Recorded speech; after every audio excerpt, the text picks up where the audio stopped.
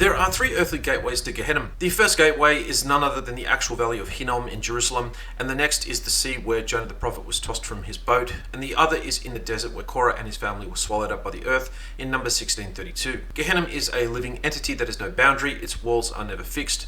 According to the text Nishmat Chaim, meaning the bread of life, in chapter 53, we read, Gehinnom is a large place capable of hosting millions, and as the number of evildoers multiplies, the place broadens to receive them. There are many levels there, one harder than the next, where justice is administered according to the imposed punishment. It is located down here inside the surface of the earth, and it has three types of entrances: through the sea, through the desert, and through inhabited places, and each person enters through the gate that corresponds to his assigned punishment. Because the suffering varies from one entrance to the other, the fire that burns there is 70 times greater than the one that burns in this world. According to Tractate Berakot 7, the fire of this world is 1/17 of the fire of Gehinnom, and the flames there are as high as mountains and hills, and in the middle there are rivers of tar and sulfur that flow from the abyss. In Tractate Eruvin 19a, it identifies 7 distinct levels, precincts, or zones in Gehinnom, which are called Sheol, Abaddon, Be'er Shaket, Tit Hayaven, Doma, Zalmavet, and Gehinnom itself. Some erroneously say that these are simply different names for Gehinnom, but this is untrue because they all denote places of distinctly different experiences, so do not rely on ChatGPT for answers regarding this subject matter. These locations are mentioned throughout scripture. Sheol and Abaddon in Mishlei, Proverbs 15:11. Sheol and Abaddon are before Adonai, how much more than the hearts of the children. Sheol means pit and is the first precinct, said to be the farthest place away from heaven in existence.